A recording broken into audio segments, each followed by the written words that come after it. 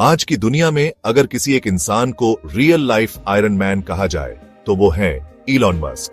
वो व्यक्ति जिसने स्पेसएक्स से अंतरिक्ष को चुनौती दी, टेस्ला से ऑटोमोबाइल इंडस्ट्री बदल दी, न्यूरालिंक से मानव मस्तिष्क को टेक्नोलॉजी से जोड़ने का सपना दिखाया और ट्विटर एक्स खरीदकर सोशल मीडिया में भी हलचल मचा दी।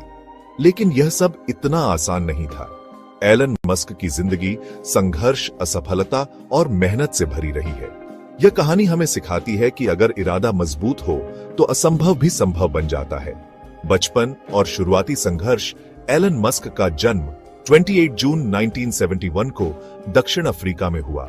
उनके पिता एरल मस्क इंजीनियर थे और मां मे मस्क एक मॉडल और डाइटिशियन थी। बचपन में एलन बहुत इंट्रोवर्ट और शांत स्वभाव के थे। उन्हें किताबें पढ़ने का शौक था। वो साइंस फिक्शन और कंप्यूटर प्रोग्रामिंग में घंटों लगे रहते। सिर्फ 12 साल की उम्र में उन्होंने खुद से कोडिंग सीखी और एक छोटा सा गेम ब्लास्टर बनाया जिसे $500 में बेचा। लेकिन बचपन आसान नहीं था। स्कूल में एलन को बुली किया जाता था। कई बार उन्हें बुरी तरह पीटा गया।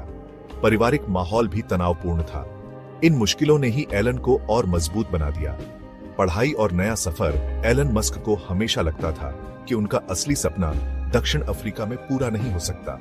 वो अमेरिका जाना चाहते थे क्योंकि अमेरिका को वो लैंड ऑफ अपॉर्चुनिटीज मानते थे। 17 साल की उम्र में उन्होंने कनाडा का रास्ता चुना और फिर वहां से अमेरिका पहुंचे।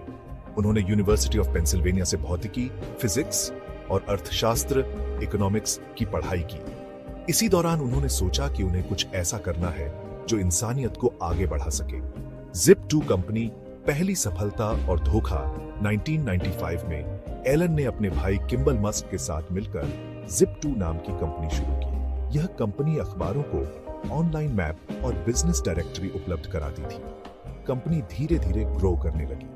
आखिरकार 1999 में कॉम्पैक्ट कंपनी ने Zip2 को $307 मिलियन में खरीद लिया। एलन को लगभग $22 मिलियन मिले। यहीं से उनकी असली उद्यमी एंटरप्रेन्योर की यात्रा शुरू हुई।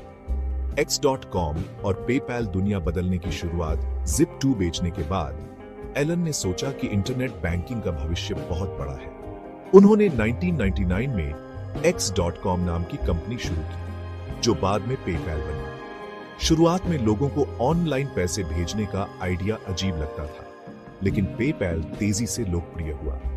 2002 में ईबे ने पेपैल को $1.5 बिलियन में खरीद लिया।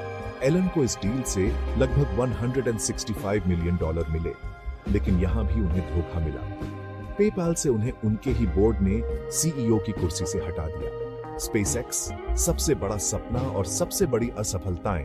पेपैल बेचने के बाद एलन मस्क ने सोचा, अगर इंसान को बचाना है तो हमें पृथ्वी के अलावा और ग्रहों पर भी रहना होगा। 2002 में उन्होंने SpaceX, space exploration technologies Corp शुरू किया। उनका सपना था इंसान को मंगल ग्रह तक ले जाना। लेकिन स्पेसएक्स की शुरुआत आसान नहीं थी। पहली 3 रॉकेट लॉन्च फेल हो गई। कंपनी दिवालिया होने की कगार पर थी।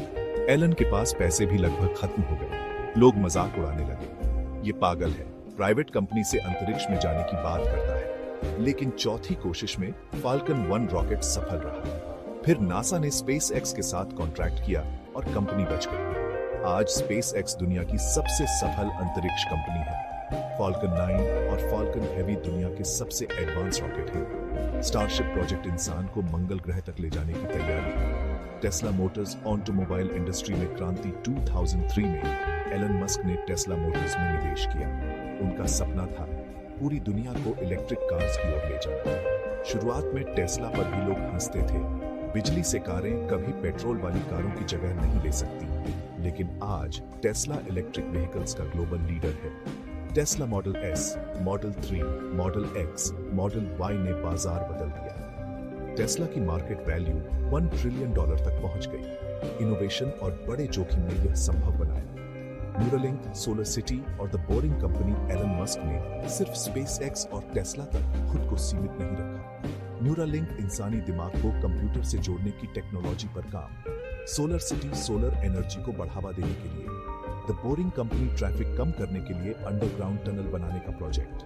ट्विटर एक्स खरीदना। 2022 में एलन मस्क ने लगभग $44 बिलियन खर्च करके ट्विटर खरीद लिया। उन्होंने इसका नाम बदलकर एक्स कर दिया और अब इसे एक एवरीथिंग ऐप बनाने का सपना देख रहे हैं। एलन मस्क की सोच, When something is important enough, you do it even if the odds are not in your favor.